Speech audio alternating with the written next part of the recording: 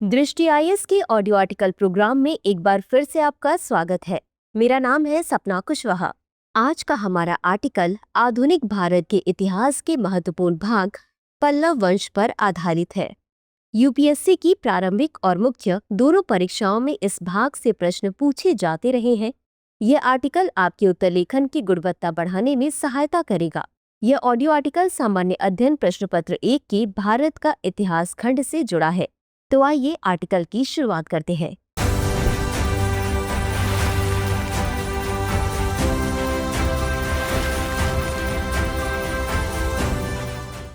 पल्लव वंश दक्षिण भारत के सबसे प्रभावशाली राजवंशों में से एक था, जिसने लगभग 4वीं से 9वीं शताब्दी तक कांचीपुरम से शासन किया। पल्लव शासक न केवल पराक्रमी योद्धा थे, बल्कि कला, वास्तुकला और साहित्य के महान संरक्षक भी रहे। महाबलीपुरम के भव्य शैलकृत मंदिर, कांचीपुरम की वैभवशाली स्थापत्य कला और संस्कृत तथा तमिल साहित्य में उनका योगदान इस बात का प्रमाण है। पल्लव शासकों की सैन्य शक्ति इतनी प्रभावशाली थी कि उन्होंने चालुक्यों को पराजित कर वातापी या वर्तमान बादामी पर विजय प्राप्त की। उनकी शासन प्रणाली, सांस्कृतिक उत्थान और धार्मिक सहिष्णुता ने दक्षिण भारत के सामाजिक राजनीतिक परिदृश्य को गहराई से प्रभावित किया। इस ऑडियो आर्टिकल में पल्लव वंश के विभिन्न पहलुओं पर विस्तार से चर्चा की गई है। सबसे पहले चर्चा करते हैं इस वंश की उत्पत्ति किस प्रकार हुई। पल्लव वंश की उत्पत्ति को लेकर इतिहासकारों में अलग अलग मत हैं। इस राजवंश की जड़ें कहां से आई, यह एक ऐतिहासिक रहस्य बना हुआ है। विभिन्न शिलालेखों, साहित्यिक स्रोतों और विदेशी यात्रियों के विवरणों के आधार पर पल्लवों की उत्पत्ति से जुड़े कई सिद्धांत सामने आए हैं, जैसे पल्लव या पार्थियन सिद्धांत। कुछ विद्वानों का मानना है कि पल्लव वंश की उत्पत्ति बाहरी आक्रमणकारियों से हुई, जो भारत में आकर बस गए।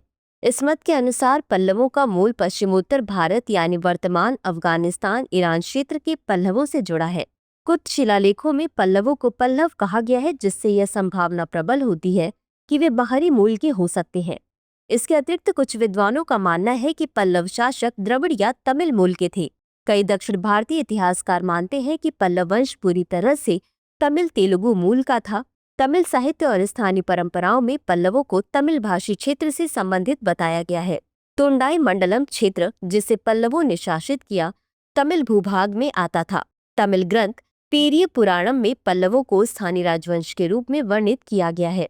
वहीं कुछ इतिहासकार उन्हें नागवंशी या स्थानीय क्षत्रिय मूल का मानते हैं।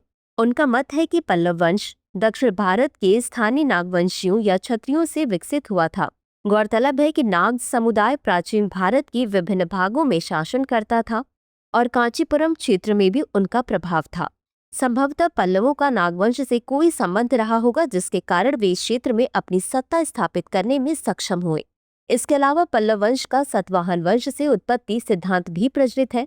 कुछ विद्वानों का यह मत भी है कि पल्लव वंश मूल रूप से आंध्र प्रदेश के शक्तिशाली सातवाहन साम्राज्य के सामंत थे, जो सातवाहनों के पतन के बाद स्वतंत्र शासक बन गए। इस सिद्धांत का समर्थन कुछ तेलुगु अभिलेखों और सातवाहन प्रशासनिक संरचना से मिलता जुलता पल्लवों का प्रशासन तंत्र करता है। बता दें कि पल्लव शब्द संस्कृत में अंकुर या नई शाखा के अर्थ में आता है। कुछ विद्वान मानते हैं कि यह नाम इस राजवंश के नए उदय और विकास को दर्शाता है। पल्लव वंश के बारे में हमें सबसे पुराने उल्लेख दक्षिण भारतीय शिलालेखों से मिलते हैं। प्राचीन शिलालेखों में पल्लव शब्द का उल्लेख किया गया है, जिससे यह पता चलता है कि वे 4वीं शताब्दी के आसपास एक स्थापित शक्ति के रूप में उभरे थे। पल्लव वंश की उत्पत्ति को लेकर कोई एकमत सिद्धांत नहीं है, लेकिन यह स्पष्ट है कि वे दक्षिण भारत में एक प्रभावशाली शक्ति थे, जिन्होंने शासन, संस्कृति और कला में महत्वपूर्ण योगदान दिया। चाहे वे बाहरी मूल के रहे हों या स्थानीय, उन्होंने कांचीपुरम को अपनी राजधानी बनाकर दक्षिण भारत के ऐतिहासिक और सांस्कृतिक परिदृश्य को नई दिशा दी। आइए अब जानते हैं पल्लव वंश के प्रमुख शासकों के बारे में। सिंह विष्णु को आमतौर पर पल्लव वंश का पहला प्रसिद्ध शासक माना जाता है, जिन्होंने कांचीपुरम में अपनी राजधानी स्थापित की और चोल मंडलम पर अधिकार किया। वहीं इस वंश के दूसरे महान शासक महेंद्र वर्मन प्रथम थे। वे बहुमुखी प्रतिभा के धनी शासक थे। एक अच्छे शासक होने के साथ महेंद्र वर्मन एक कवि भी थे। उन्होंने मत्तविलास प्रहसन नामक नाटक की रचना की थी। अपने शासनकाल के दौरान उन्होंने कला, संगीत और साहित्य को प्रोत्साहित किया। उन्होंने चट्टानों को काटकर मंदिरों का निर्माण कराया। गौरतलब है कि महेंद्र वर्मन की चालुक्य नरेश पुलकेशिन द्वितीय के साथ शत्रुता थी और उसकी मृत्यु भी चालुक्यों के साथ युद्ध में हुई। महेंद्र वर्मन के बाद उनके पुत्र नरसिंह वर्मन प्रथम राजा बने, जो पल्लव वंश के सबसे महान शासकों में से एक थे। उन्होंने चालुक्य नरेश पुलकेशिन द्वितीय को पराजित किया और वातापी पर अधिकार किया। वातापी पर अधिकार करने के बाद उन्होंने वातापी कोंडा की उपाधि धारण की। उल्लेखनीय है कि चीनी यात्री वेनसांग ने पल्लव साम्राज्य का भ्रमण किया था। उससे अपनी यात्रा वृत्तांत में यहाँ के लोगों को खुशहाल और समृद्ध बताया था। अब जानते हैं पल्लव राजाओं की प्रशासनिक व्यवस्था किस प्रकार की थी। पल्लव वंश की प्रशासनिक व्यवस्था बहुत ही सुव्यवस्थित और समृद्ध थी। उनके शासन में केंद्र से लेकर स्थानीय स्तर तक एक सशक्त प्रशासनिक ढांचा था, जिसने उनके साम्राज्य को लंबे समय तक प्रभावी बनाए रखने में महत्वपूर्ण भूमिका निभाई। पल्लव वंश ने दक्षिण भारत में एक सशक्त और व्यवस्थित प्रशासनिक व्यवस्था की नींव रखी, जो उनके साम्राज्य के लंबे समय तक प्रभावी रहने में मददगार साबित हुई। पल्लव शासकों ने न केवल सैन्य और राजनीतिक मामलों में दक्षता दिखाई, बल्कि समाज, अर्थव्यवस्था और धर्म के क्षेत्रों में भी एक मजबूत प्रशासनिक ढांचा स्थापित किया। उनके शासन में विभिन्न प्रशासनिक इकाइयों, सामाजिक संरचनाओं और कानूनों का पालन किया गया। पल्लव राजाओं की प्रशासनिक संरचना केंद्रीकृत थी, जिसमें सम्राट का सर्वोच्च स्थान था। सम्राट के पास सर्वोच्च निर्णय शक्ति होती थी और वह राज्य के विभिन्न कार्यों जैसे कर वसूली, सेना की नियुक्ति, न्याय व्यवस्था और राज्य के मामलों की निगरानी करता था। सम्राट के प्रशासनिक कार्यों में सहायता के लिए कई उच्च पदस्थ अधिकारी होते थे, जिनमें मंत्री, और सेना के कमांडर शामिल थे। पल्लवों की प्रशासनिक व्यवस्था में राजा का कार्य न केवल सैन्य मामलों तक सीमित था, बल्कि वह समाज के धार्मिक और सांस्कृतिक जीवन की देखरेख भी करता था। राजा को धार्मिक आयोजनों, मंदिरों की देखरेख और समाज के कल्याण से संबंधित कार्यों में सक्रिय भूमिका निभानी होती थी। पल्लव साम्राज्य को छोटे छोटे क्षेत्रों में बांटा गया था, जिन्हें नाडु कहा जाता था। नाडु या कुट्टम पल्लव शासन के तहत प्रशासनिक इकाइयां थी, जिनका नेतृत्व नाडुअर करते थे। ये नाडुअर स्थानीय प्रशासन की जिम्मेदारी निभाते थे, जैसे कि कर वसूली, न्याय व्यवस्था और राज्य के आदेशों को लागू करना। प्रत्येक नाडु में एक सभा होती थी, जो स्थानीय प्रशासन में महत्वपूर्ण भूमिका निभाती थी। ग्रामीण स्तर पर प्रशासन के लिए उर और सभा जैसी संस्थाएं कार्य करती थीं। उर स्थानीय समुदाय की सबसे छोटी प्रशासनिक इकाई थी, जो गांव के भीतर छोटे प्रशासनिक कार्यों जैसे जलापूर्ति, कृषि कर और सार्वजनिक सुरक्षा को संभालती थी। सभा अधिक संगठित और प्रभावशाली संस्था थी, जिसमें बड़े और समृद्ध गांवों के प्रतिष्ठित नागरिक शामिल होते थे। सभा का कार्य स्थानीय प्रशासन के मामलों का संचालन करना था, जैसे भूमि के विवाद निपटाना, कर वसूली और पंचायत चुनावों का आयोजन करना।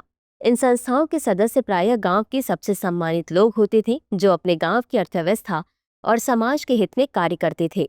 वहीं पल्लवों के सैन्य संगठन की बात करें तो उनकी सेना संगठित और शक्तिशाली थी, जिसने उन्हें अपने साम्राज्य का विस्तार करने और उसे सुरक्षित रखने में सहायता की। उनकी सेना मुख्यतः पैदल सैनिकों, घुड़सवारों, हाथियों और रथों में विभाजित थी। समुद्री व्यापार और तटीय क्षेत्रों की सुरक्षा के लिए उनकी नौसेना भी महत्वपूर्ण थी। पल्लव राजाओं के शासनकाल में साम्राज्य का सांस्कृतिक विकास भी हुआ। आइए जानते हैं कि पल्लव राजाओं के शासनकाल में धर्म, स्थापत्य और साहित्य की क्या स्थिति थी। पल्लव शासकों ने दक्षिण भारत में द्रविड़ वास्तुकला की नींव रखी। महेंद्र वर्मन प्रथम और नरसिंह वर्मन प्रथम के शासनकाल में महाबलीपुरम में मामल्ल शैली के रथ मंदिरों, मंडपों और शैलकृत मूर्तियों का निर्माण किया गया। इनमें से रथ मंदिर और शोर मंदिर विशेष रूप से प्रसिद्ध हैं। कांचीपुरम में कैलाशनाथ मंदिर और वैंकुट पेरुमाल मंदिर पल्लव वास्तुकला के उत्कृष्ट उदाहरण है। वहीं पल्लव राजाओं के शासनकाल में धर्म और संस्कृति की बात करें तो अधिकांश पल्लव शासक हिंदू धर्म के अनुयायी थे, विशेषकर शैव और वैष्णव संप्रदायों के। हालांकि उन्होंने जैन और बौद्ध धर्म का भी संरक्षण किया। गौरतलब है कि महेंद्र वर्मन प्रथम पहले जैन धर्म के अनुयायी थे, लेकिन बाद में उन्होंने शैव धर्म अपना लिया। पल्लव काल में शिक्षा और साहित्य का विशेष विकास हुआ। पल्लव राजाओं ने संस्कृत और तमिल साहित्य के विकास में भी उल्लेखनीय योगदान दिया। महेंद्र वर्मन प्रथम स्वयं एक विद्वान थे और उन्होंने संस्कृत नाटक की रचना की थी। तिरुमंगलम आलवार और अप्पर जैसे संतों ने भक्ति साहित्य की रचना की, जिसने भक्ति आंदोलन को प्रोत्साहित किया। कांचीपुरम उस समय का एक प्रमुख शिक्षा केंद्र था, जहां विभिन्न विषयों पर अध्ययन और शोध होते थे। निष्कर्ष: 9वीं शताब्दी के मध्य में पल्लव साम्राज्य का पतन शुरू होने लगा था। पल्लवों और पांड्यों के बीच संघर्ष बढ़ने लगा था, जिससे पल्लव साम्राज्य कमजोर हो गया। अंततः चोल नरेश आदित्य प्रथम ने 9वीं शताब्दी के अंत में पल्लवों को पराजित किया और उनके क्षेत्रों पर अधिकार कर लिया, जिससे पल्लव वंश का अंत हो गया। लेकिन पल्लव वंश का भारत के इतिहास में विशिष्ट स्थान था। उनकी शासन व्यवस्था, सैन्य संगठन, धार्मिक सहिष्णुता और सांस्कृतिक संरक्षण ने उन्हें एक महान राजवंश के रूप में स्थापित किया। उनकी समृद्ध स्थापत्य कला और गौरवशाली इतिहास भारतीय संस्कृति की अमूल्य विरासत है। उनकी विरासत आज भी महाबलीपुरम और कांचीपुरम के मंदिरों और मूर्तियों में जीवित है, जो उनकी उत्कृष्ट कला और वास्तुकला के प्रमाण है। तो चर्चा को यही विराम देते हुए नोट करते हैं आज का सवाल। पल्लव युगीन स्थापत्य कला की क्या विशेषताएं थीं, विस्तार से लिखें। तो व्यूवर्स, आज के लिए बस इतना ही। मिलते हैं अगले एपिसोड में किसी नए टॉपिक के साथ। तब तक के लिए धन्यवाद।